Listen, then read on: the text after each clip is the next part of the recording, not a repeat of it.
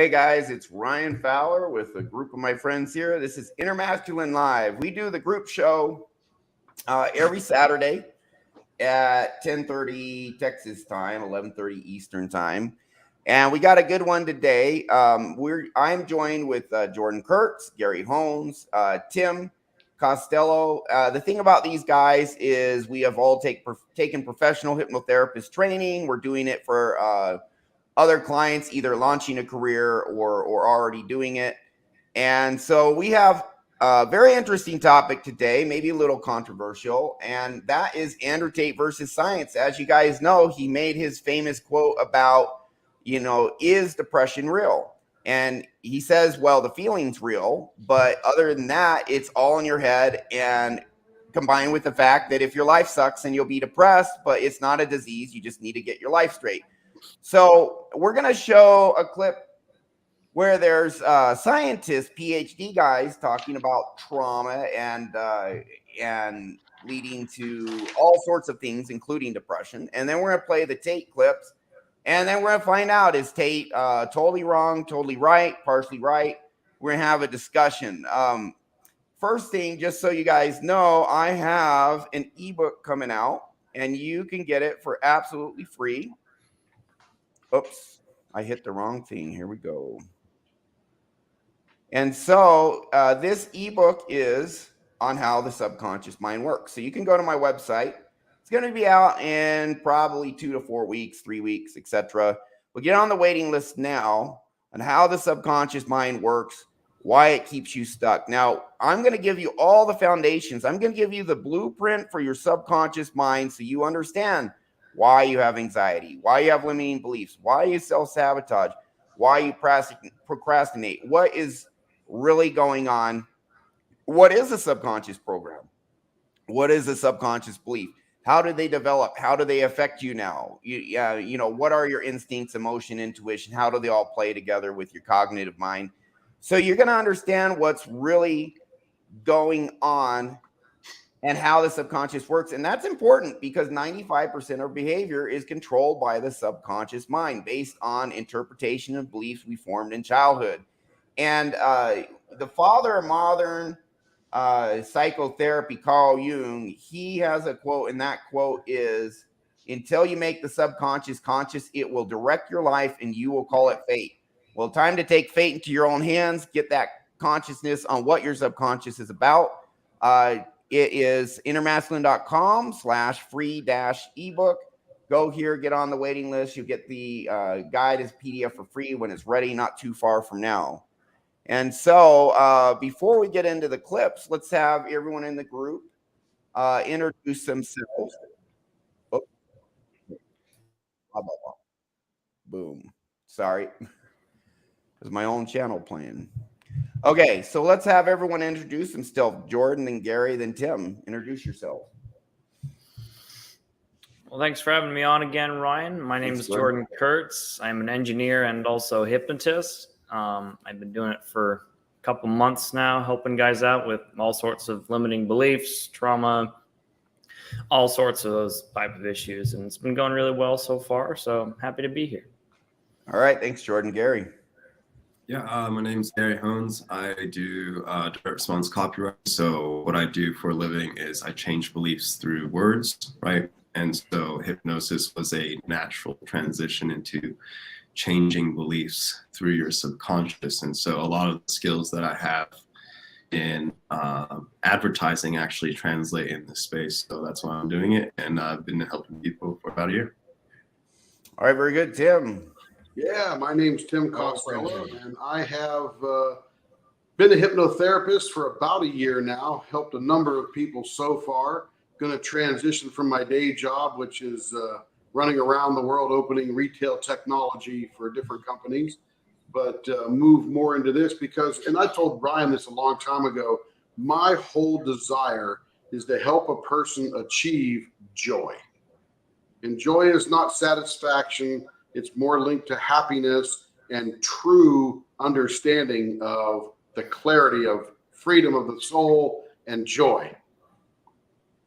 Okay, so, and would you all say that this stuff is the real deal, that it I've used it on myself. Gary, you've used it. Jordan and Tim, your wife used these techniques, and also you have known me for 15 years. So this is the real deal, is it not? It is the real deal. Massively powerful. So let us go ahead and dive in. So first it's Andrew Tate versus science on depression. Who's right? He says being depressed is real, but it's just because your life sucks. And if you do the work and get out of it, then depression as an actual disease is not real. So let's do the science clip first. And we're going to see what science has to say. We're actually taking the angle of trauma, which is the underlying cause for depression. It causes a lot of other things too. So they're going to be talking about, all sorts of maladies, but trauma is at the root of it all, including depression. That's the root cause. So let's see what science has to say. Then let's see what Tate has to say, and then we'll discuss. And so here we go, guys.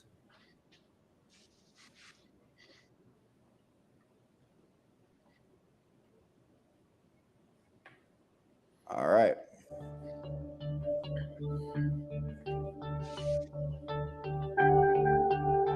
What we found in the ACE study involving 17,500 middle-class adults was that life experiences in childhood that are lost in time and then further protected by shame and by secrecy and by social taboos against inquiry into certain realms of human experience, that those life experiences play out powerfully and proportionately a half century later in terms of emotional state, in terms of biomedical disease, in terms of life expectancy.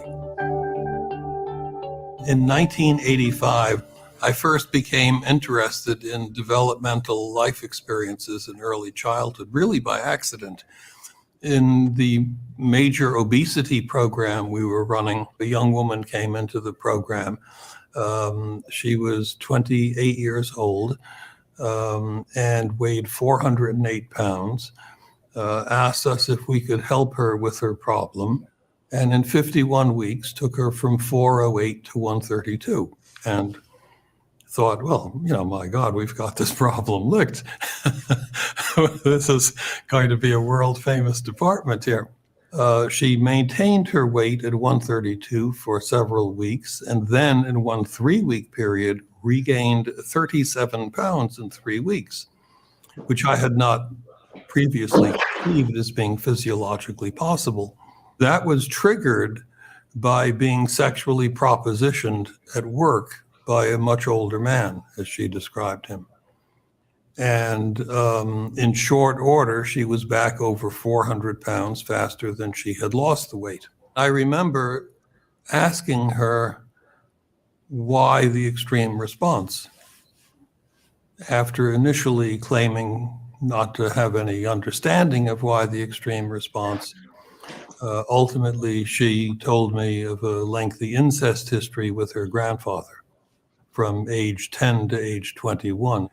Ultimately, it turned out that 55% of the people in our obesity program acknowledged a history of childhood sexual abuse. I mean, that obviously is not the only issue going on, but it was where we began. And as we went down that trail, then we discovered other forms of abuse, also growing up in massively dysfunctional households, et cetera. And the ACE study was really designed to see whether these things existed at all in a general population, and if so, how did they play out over time? We studied 10 categories of adverse life experience that were chosen because of their prevalence in the weight program: childhood sexual abuse, heavy-duty childhood physical abuse, I'm not talking spanking, major emotional abuse, recurrent humiliation, 2 categories of neglect, growing up in a home where one of the members of the household was chronically depressed, suicidal, mentally ill, or in the state hospital, growing up in a home without both biological parents, growing up in a home where one of the members of your household was alcoholic or a drug user, growing up in a home where mother was beaten, growing up in a home where one of the members of your household was imprisoned during your childhood or adolescence. Those were the 10 categories. In a middle-class population, 1 in 11 people has experienced 6 or more of those adverse life experiences in childhood. So this is very common, totally unrecognized. It was difficult for us to accept their commonness, but on the other hand, these are issues that most people never touch. And so who would know without routinely asking? But at a so-called ACE score 6, experiencing any 6 of the 10 categories that we studied, that person was 4,600% more likely to become an IV drug user than a person who had experienced none of those 10 categories. Okay? Now, you think you read in the newspaper the latest cancer scare of the week, prostate cancer or breast cancer increases 30% and everyone goes nuts. I'm talking 4,600% increase. The same ACE score of 6 produces a likelihood of attempting suicide that is between 3,100 and 5,000% greater than the likelihood of suicide attempts in someone with none of those life experiences. So the power of this relationship is enormous. So ultimately, the question arises, how do life experiences in childhood end up with disease states a half century later? There are at least 2 big categories to account for that. One is through the use of various coping devices. One smokes to feel better, one overeats to feel better, one drinks to relax, etc. And those things carried out in heavy amounts have major destructive patterns, even though they may be immediately beneficial. The other broad category has to do with the effect of chronic major unrelieved stress on the workings of one's brain and central nervous system. In recent years, this is relatively new, it's become clear that chronic major unrelieved stress can produce the release of pro-inflammatory chemicals in a person's body and also can suppress immune system function. Of the 10 categories that we studied, any 6 of them produces a shortening in life expectancy of almost 20 years. The magnitude of this problem is so huge, and the complexity of dealing with it after the fact is so huge, that realistically, the only serious approach is going to have to involve primary prevention. Okay, so heavy duty stuff, man. We're gonna play the Andrew Tate clip. We actually have 2 clips, and I have a kind of a Twitter statement as well. I want to point out 2 things, and any other comments you guys want to make as well. That girl who was 408 pounds had an incestuous relationship, I think, with her grandfather, lost it, and then she was sexually propositioned by someone after losing all that weight. And boom, 37 pounds gained in 3 weeks. What I see going on there, she had trauma in her. They fixed the outside situation. As you see, according to Tate, everything should be good. But what happens is that trauma's still in there, unresolved. Something in the outside world is a match for the trauma. Trauma gets spiked, and she goes into a tailspin. And we see this all the time. What I say, a subconscious program, especially traumatic one, it is a belief formed in childhood based on how you interpret what happens to you. It's tied to a feeling. As an adult, if there's something in the outside world that is a match for that program, it spikes a feeling. And if it's a traumatic program, it is a terrible feeling, and it causes all sorts of problems. And people will drink alcohol, they'll do drugs, video games, porn, etc., to use pleasure to cover out the pain that could happen. Now, if she didn't have that trauma, the guy propositioned her and she would have said, "What a jerk, get away from me, a-hole," and lived her life But because that trauma was there, that's why she got triggered and gained the 37 pounds and then went back up to 408 and then some. Yeah. Any observations from you guys before we go to the Tate clip? I got a bunch. So it I got one. where Go you ahead, want to Gary. go. Yeah, we'll keep it to, a minute or two for each of you before we go to Tate, because we're going to talk more after, of course. Oh, but, okay. Go ahead. Yeah, I think since we're gonna talk about it after, I think one of the things it reminds me of, I was talking to a therapist about kind of a very similar situation, and so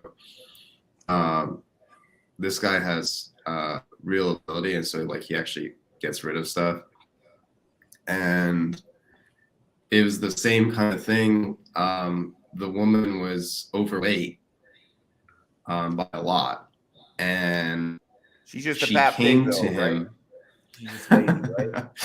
Well, I don't know about that, but she came to him with not a weight loss issue. She came to him with like a anxiety issue, a depression issue, something along those lines.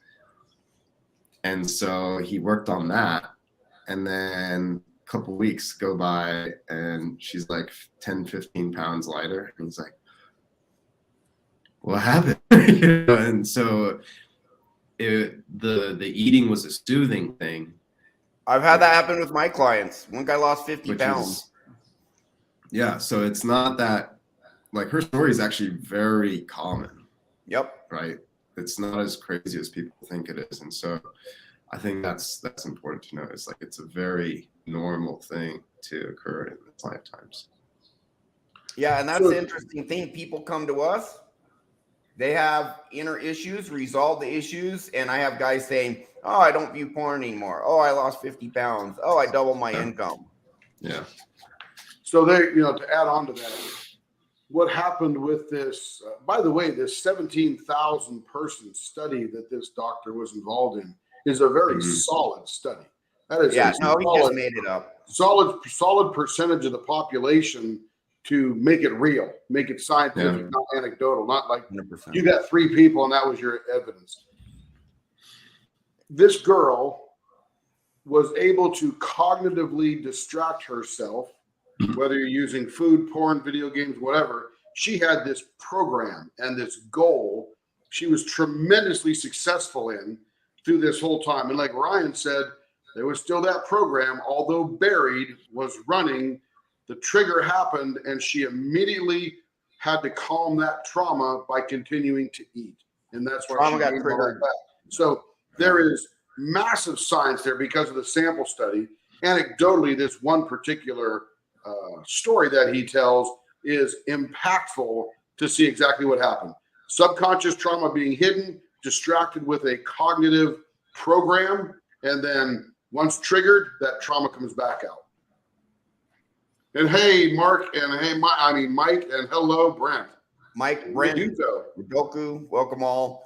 So let's watch the Tate clip now. Let's. There's actually 2 shorts. I'm sorry. Go ahead, Jordan. You have anything? Yeah, just on that, I think that like in terms of helping the people watching, for looking at yourselves, if you notice those self-sabotaging, self-destructive behaviors in yourself, so overeating, smoking, drink, like he was mentioning in the video, that might be a good sign that you might need some of this kind of therapy to kind of release those negative emotions. If you're trying to figure out, because I think we spend a lot of time trying to repress that kind of side of ourselves, but we repress the feelings, but it manifests in other areas like the overeating, like those type of behaviors. So if you're trying to figure out, can this stuff help me? Well, look at your own life and kind of see, well, do I do these kind of self-sabotaging behaviors? And it may be because, or it's likely because you've got some of these limiting beliefs buried in your subconscious. Yeah, 100%. Okay, so let's see what Tate says on the matter. And maybe there is some truth to what he says. Let's find out. We'll let him state his case. First, I'm going to try and share just a Twitter comment I found. It's going to be a little small, but you guys should be able to see it. Yeah. Because this Twitter comment that he made, you can see it right there. really succinctly states his case. The actual video, it's hard to find it in the video, so just play it here. Depression is not something you catch from the sky. Take responsibility for yourself and your life. Push forward, and it's gone. Fact. So apparently, once your life's in order, there's no more depression. All right, let's go on to one of his actual. We'll play his clips, and then we'll comment.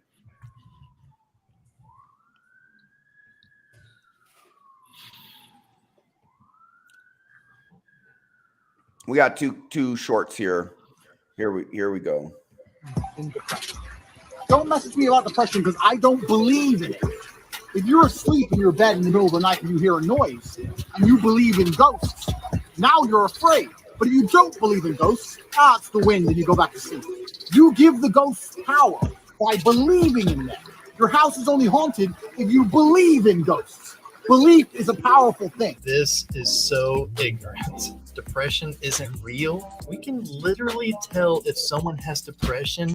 And there's a brain scan down there. And after he talks about it, we'll just by looking at a brain scan. And you're never. Okay.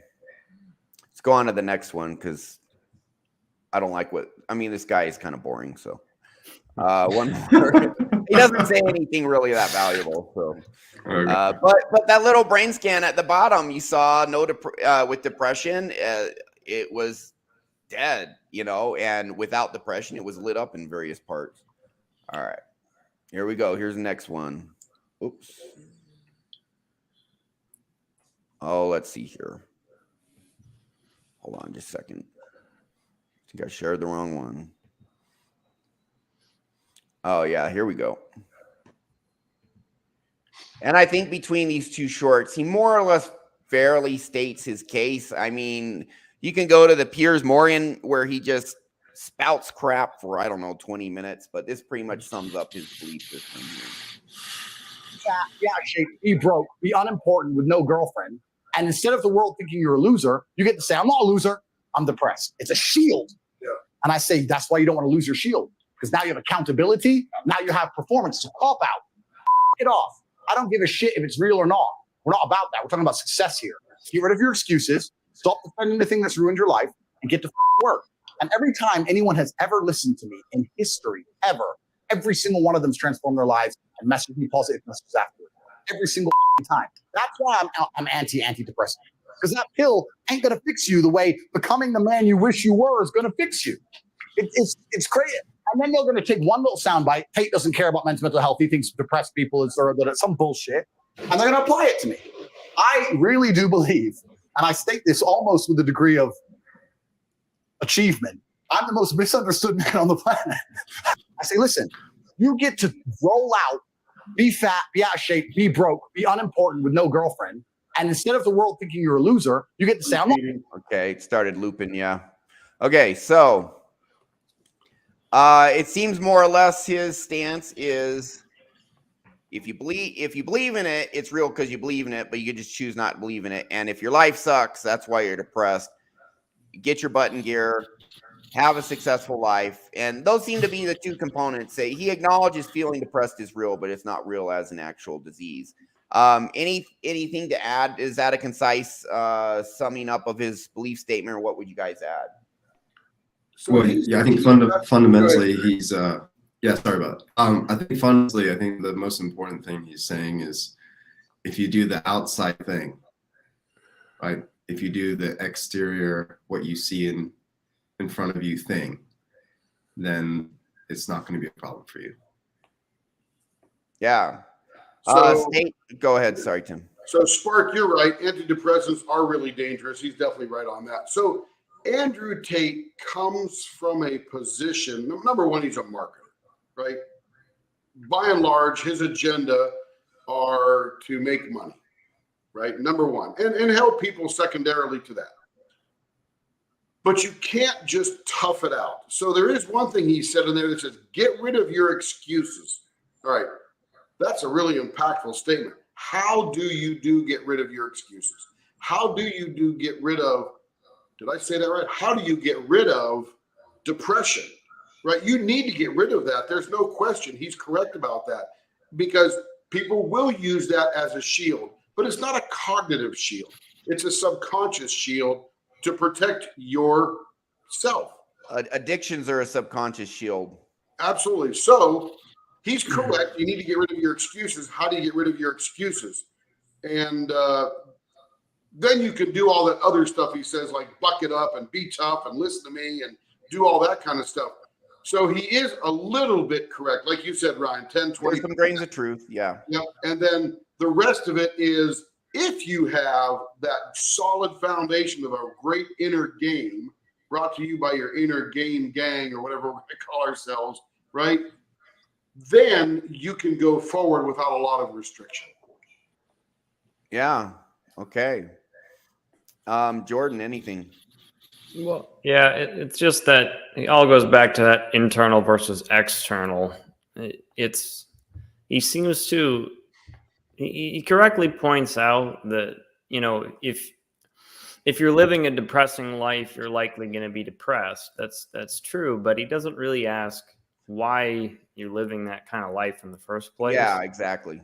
And so, and I think, and he kind of ignores it. He just says, well, you know, get yourself in shape, do all, you know, make more money, do these things. And I imagine that'll help on some level. But if you're still going into success with these self-sabotaging beliefs, you'll either get to the top and then, you know, basically self-sabotage and throw it all away, or do drugs, or in you know, extreme cases, suicide and things like that, you know. Or you'll be miserable. You know, look at Wall Street. Why are they all hooked on cocaine and all that stuff? Right. What's going on there? Stress, They're successful. Right. Yep. Right. And I think that I don't really know if some of the things he says are going to be helpful for people who are actually suffering.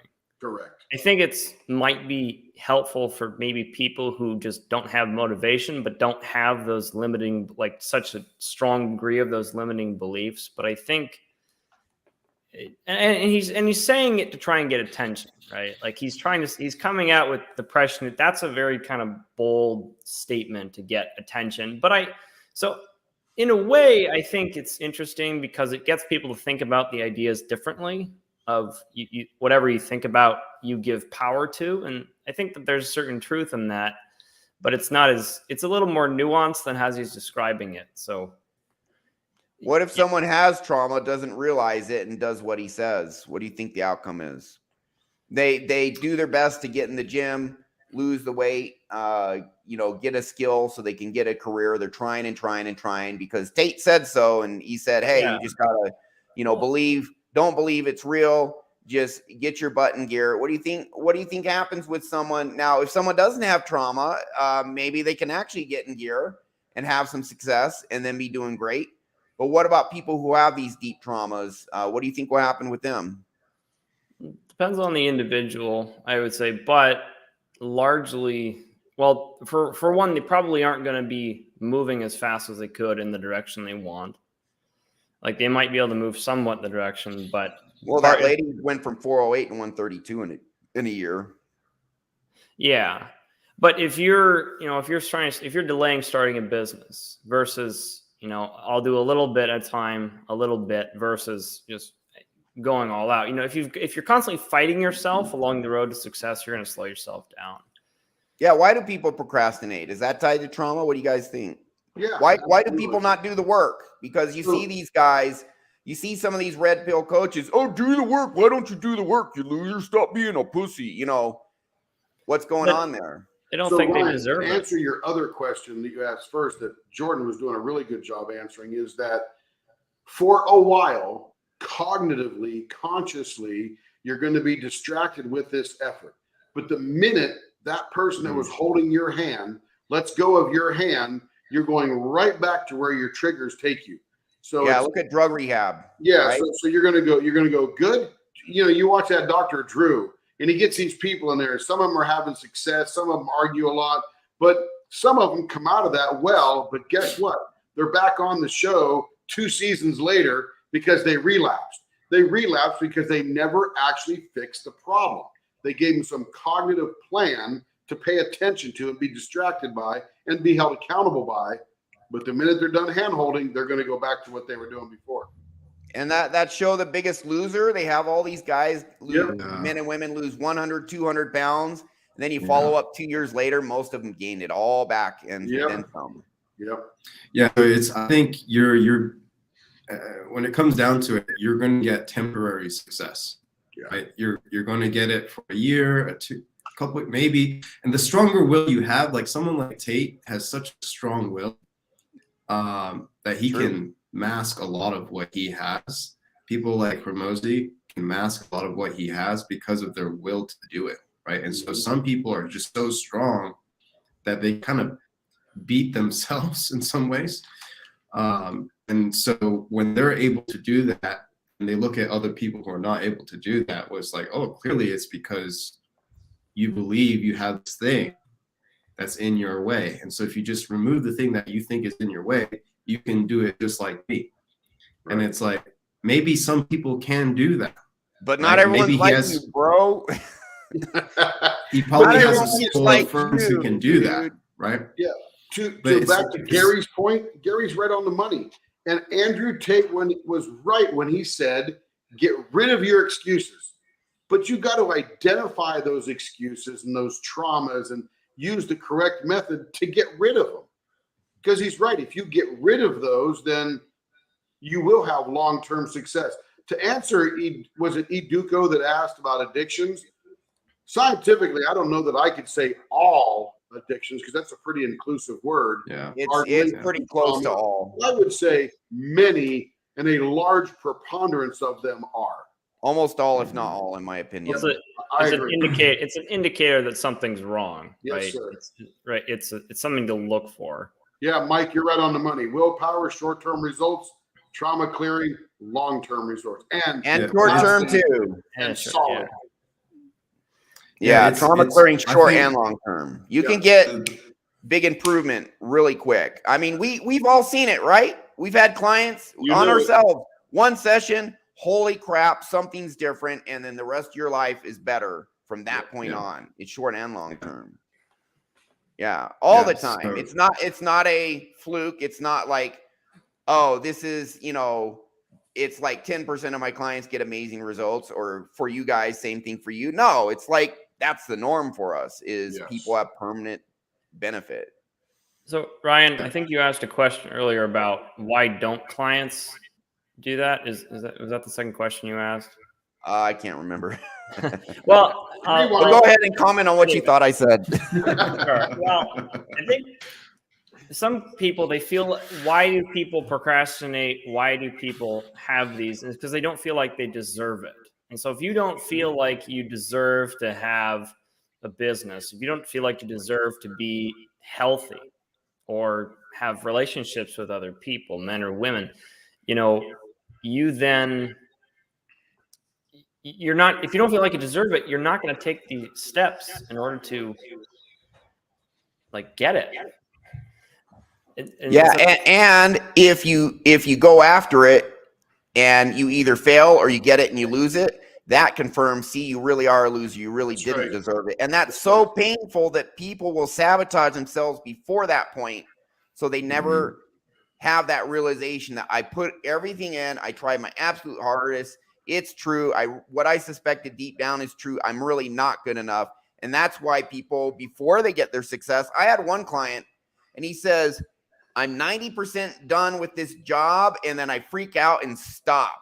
Why? And it's like, because your brain is like, what if you finish the job, you put it all in, now you're looking at, was it good enough? Oh, it's not. Oh, crap, I'm not good enough. Right. So he doesn't want to finish and get to that point where he can look at it and judge whether it was good enough, whether he's good enough or not. This is why people sabotage and they stop short, or they just never start in the first place, because they don't want to risk failing, and then that confirms they really are a loser. That pain makes them avoid. It makes them self-sat, all that. Yeah. I'll say real quick, like what Mike's saying is useful, right? So I would say the trauma clearing part can give you long-term results, and it's like, well, why?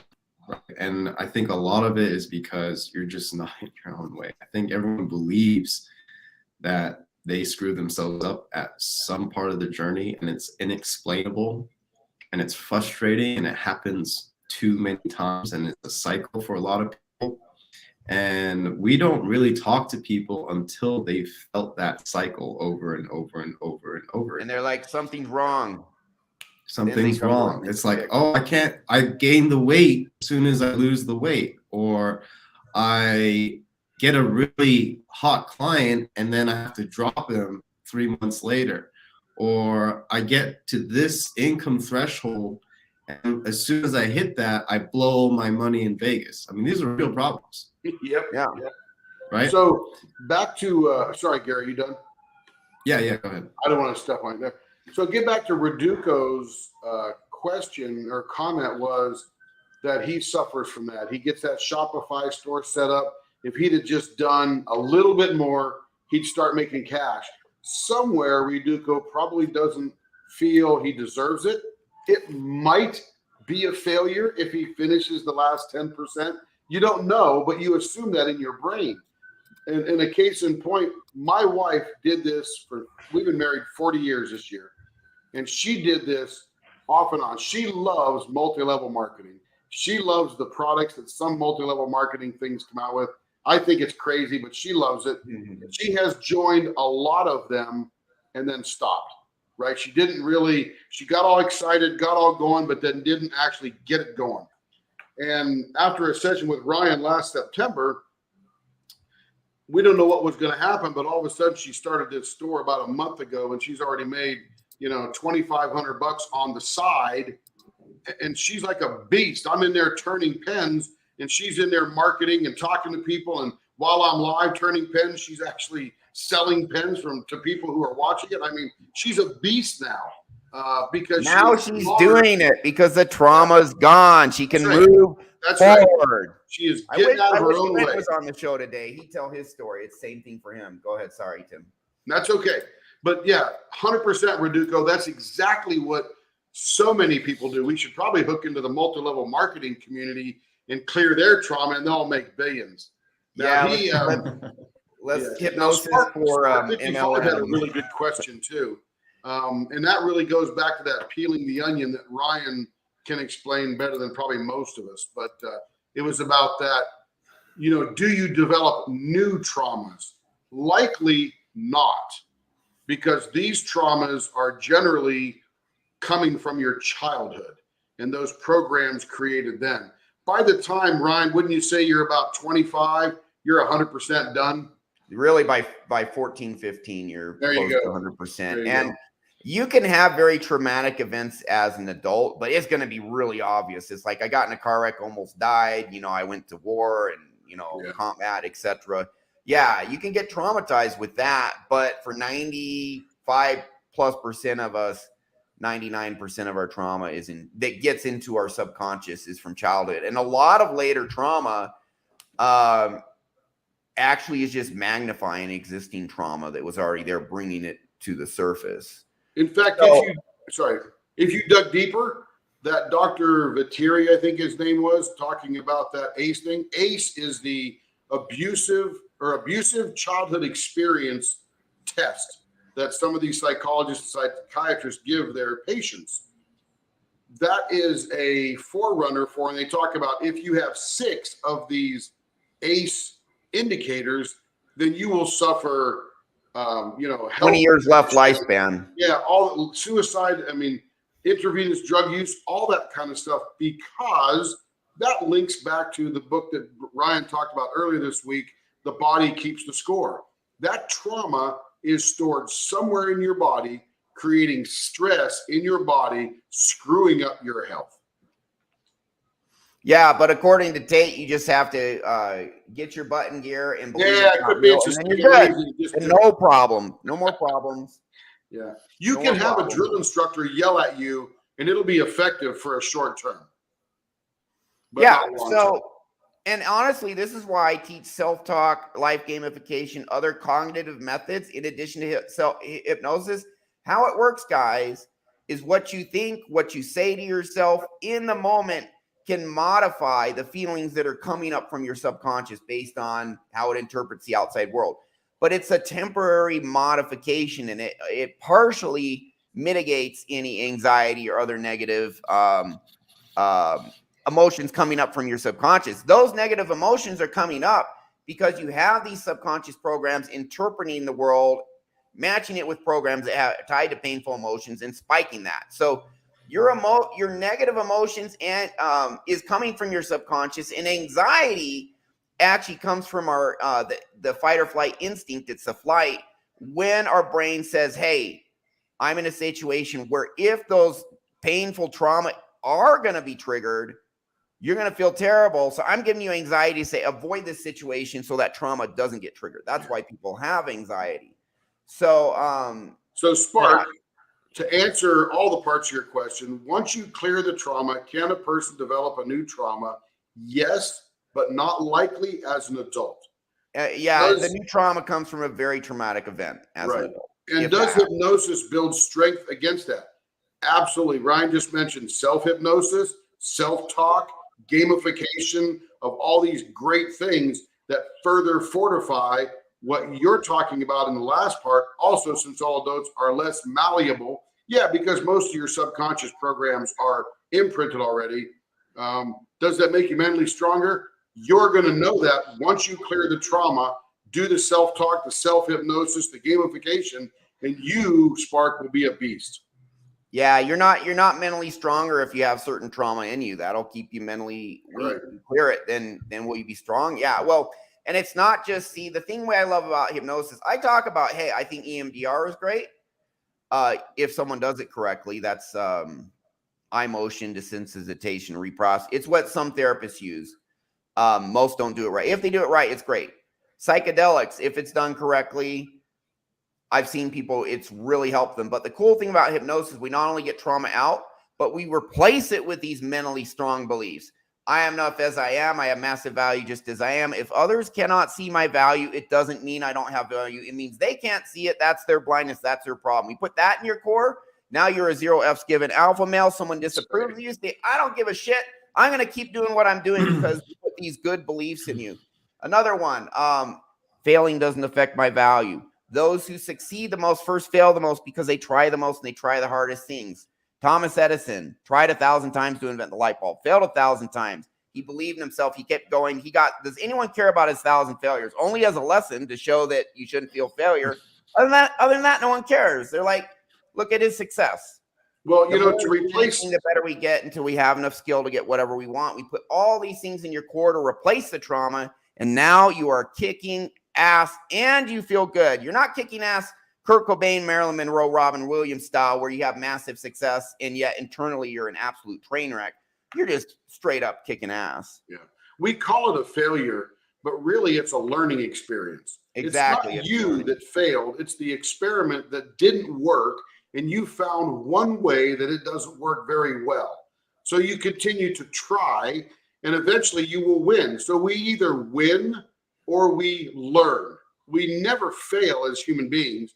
We just find ways it didn't work right, and we try a new way. We're practicing until we get it right. And that's what the most successful people view failure as. I've shown clips of people worth $500 million saying that. I'm learning. I'm not failing. I'm learning. And if I can respond to Spark, when you have these trauma, typically what happens is your experience in life reinforce those beliefs. So if you don't think you're good enough, you're going to keep interpreting these negative things that happen to you as I'm not good enough. I'm not good enough. When you change that mental model that you are good enough, you can give yourself love, validation, acceptance, support, then the experiences start reinforcing that belief, and your actions and experiences reinforce that belief. So it's more difficult to gain these same types of traumas again, because you're filtering your experiences through the positive lens rather than a negative lens. And so that's why it's a lot more difficult to be re-traumatized in the same way, because because the experiences are affecting you differently than they were before. Right on, Jordan. Right on. Yeah. Have you guys known people where they say people compliment me and I can't accept it? I can't give myself credit. It rings hollow. Yeah. all the time. I mean, just all the time. I was listening just to like Joe Rogan and like all these comics that are on there. Like, oh, I don't feel like I deserve the applause of the people. How many comics have you seen that's like, oh, I get up there and I don't feel like I deserve attention? I mean, you notice it in the language that people like. Once you start noticing this negative language that people use to describe themselves, I don't deserve this attention. I mean, it's so you can't unsee it once you notice it. Yep. It's mitigated in the behaviors, the addictions, but also the language that they use. Do they talk about themselves positively or do they talk about themselves negatively? And it's so you can't unsee it. It's so apparent once you look for it. Well put, Jordan. And we know most comics are trauma-ridden people. Robin Williams, etc. Yeah. Mike's got a question: is the anxiety a warning from our minds that a trauma is going to happen again? Let me change a word in there, Mike. Is the anxiety a warning from our mind that the trauma may happen again? Your mind assumes it's going to happen, but it doesn't really know because it may have not completed that whole action. But anxiety is a warning, some good. Ryan talks about being on the cliff and looking over to your right, and it's sometimes there is real danger. That's some good anxiety right there. Stay away from the edge.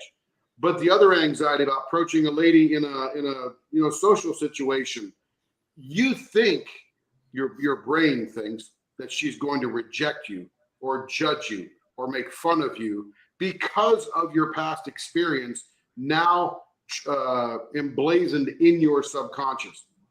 She may actually be looking at you and like you too. You just don't know. So it's the pain tied to that, because some people are rejected, they don't feel pain and they don't have the anxiety. Right. So the anxiety is a warning or a caution from your mind that something may happen based upon your experience. Yeah, and anxiety is not always a bad thing. I mean, if you see a tiger in the bush, it's about to attack you, that's probably a good thing you have anxiety. Run. Exactly. And so it's more like a tool the mind uses. The thing is, what is that? If that anxiety is attached to something that's not so helpful, then it's better to, reprogram that. But, not all anxiety is bad for every reason. It's just when the anxiety comes up in situations that you can't validate yourself or you can't take steps to improve your life, that's when it becomes an issue. But anxiety itself is just a reaction of the it's just brain. a tool of the brain. It's the flight part. It could also be deemed freeze, flight or freeze part of our fight or flight response. When anxiety isn't serving us, it's getting triggered improperly by painful, traumatic subconscious programs that our brain doesn't want to get triggered, but it knows it's down there. And it's like, I'm in this situation where if this goes wrong, I'm going to feel this painful program get triggered. You get rid of the painful program, there's no more pain that will come up. You approach that girl, she rejects you, like, whatever, because you don't have the trauma in you anymore.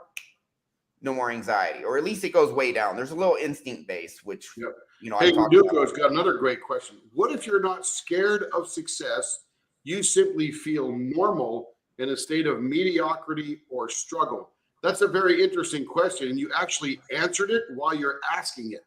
Because you feel normal in a state of mediocrity or struggle, you've got some subconscious trauma that needs cleared to not feel normal in mediocrity or struggle. Because I don't think anybody's scared of success, but you're comfortable where you are. Why move on? That's that procrastination anxiety. Yeah, a lot of what Ryoko is saying is like, dude, my existence feels like it's basically not enough, is how I read that. And so it's this not hatred, but it kind of has that theme where it's like, well, why should I do this, or why should I be the one, who can do the awesome thing, right? And so it's like, it can be trauma, it can be you just like not showing up, but if it's a continued problem, if you have a cycle of it, if you notice that you get the success that initially, but then you fall back down, that's a really good sign.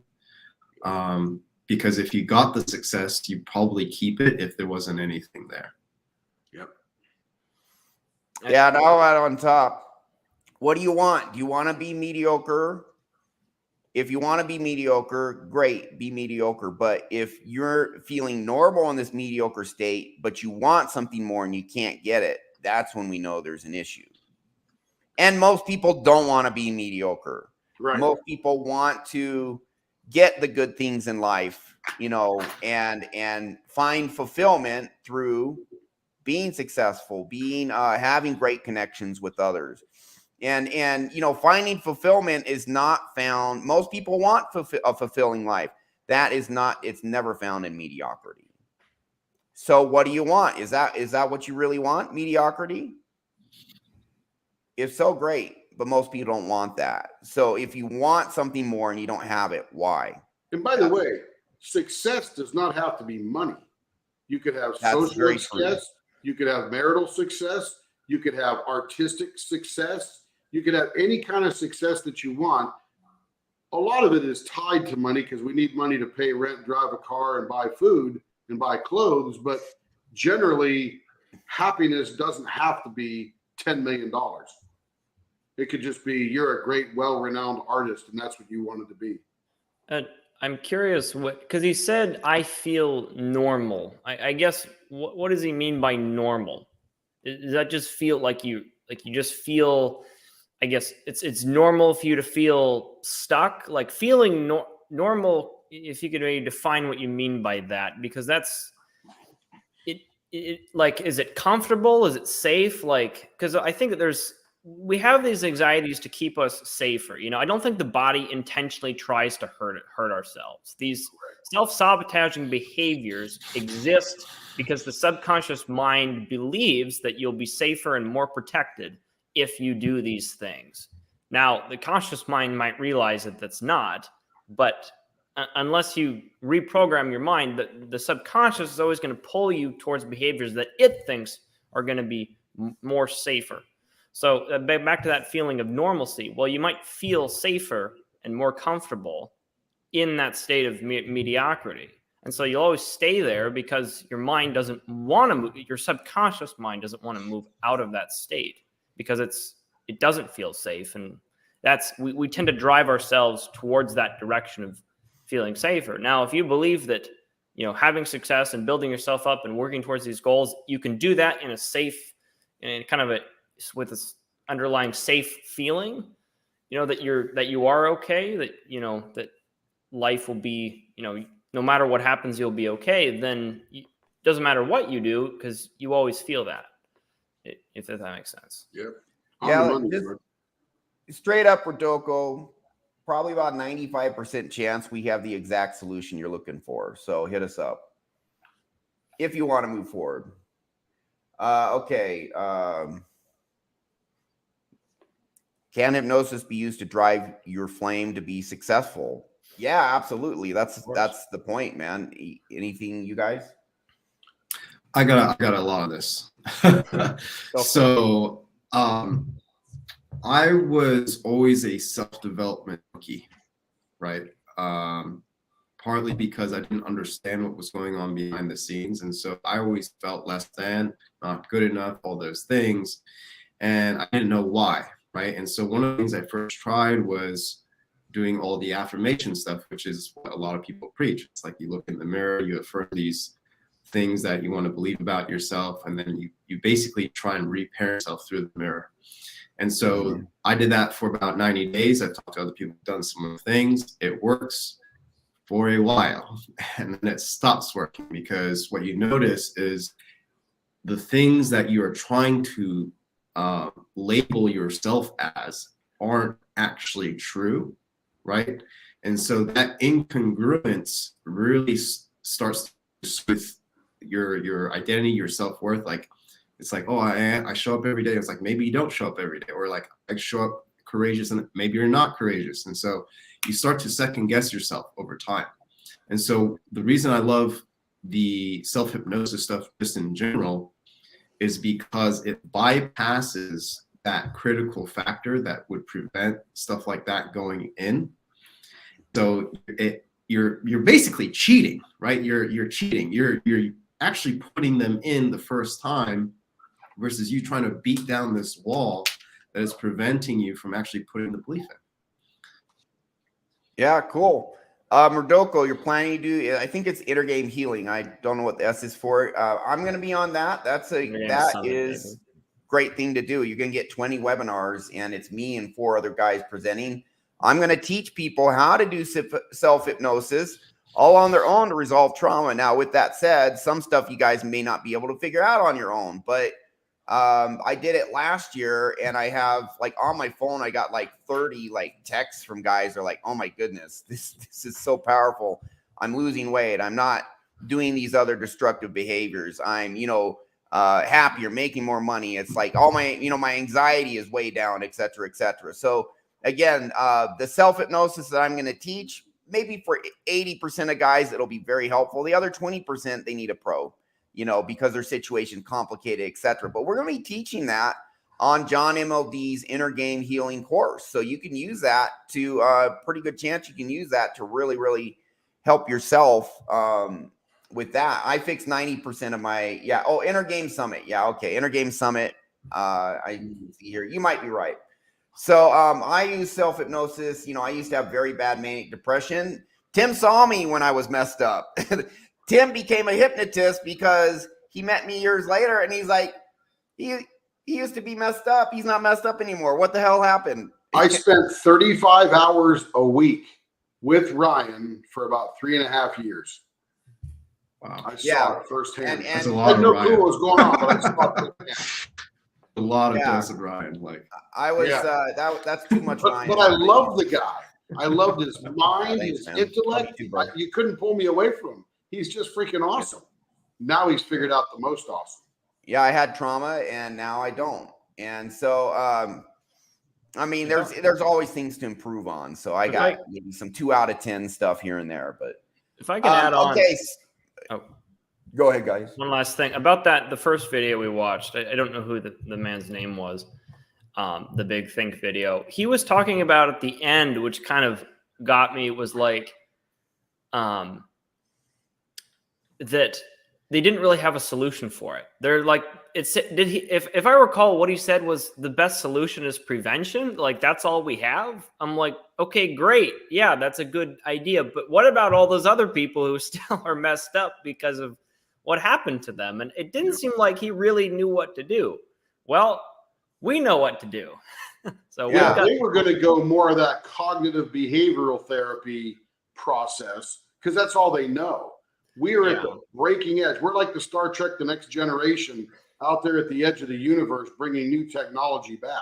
Yeah, we're not just doing hypnosis. We're doing a very cutting edge type where we're actually getting all the way down to the deep trauma, reprogramming, putting the best stuff in. Hypnosis is a canvas, and a lot of hypnotists suck at it. Yep. But yeah, true, Tim.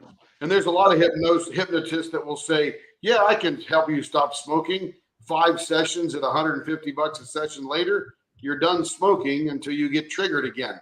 Then you'll smoke again. It's just interesting. They've identified, because he identified the problem, right? It's like this. They figured out that it was because of the incest with her grandfather that was causing her to overeat. Like, he's like, it's like they've got the problem well enough mapped out. And so I'm just, the mainstream has problems. Haven't caught up mainstream to the scientists. solution. Yeah. Yep. Well, and what they said at the end. Sorry, go ahead, Tim. I was just saying, Jordan's on the money. They're right there at the precipice. They just can't get the clouds out of the way to see the solution. Yeah, they kind of have a partial solution. And at the end of that video where that old scientist guy was talking, he says, we got to prevent this somehow because we can't really deal with it. And it's like, well, no, actually you can deal with it. And you have to deal with it in the adults so that when they have kids, they don't traumatize their kids. That's how you prevent it in the future. That's how you prevent it. You actually deal with it. But Ryan's right. You got to fix the people who have the issue.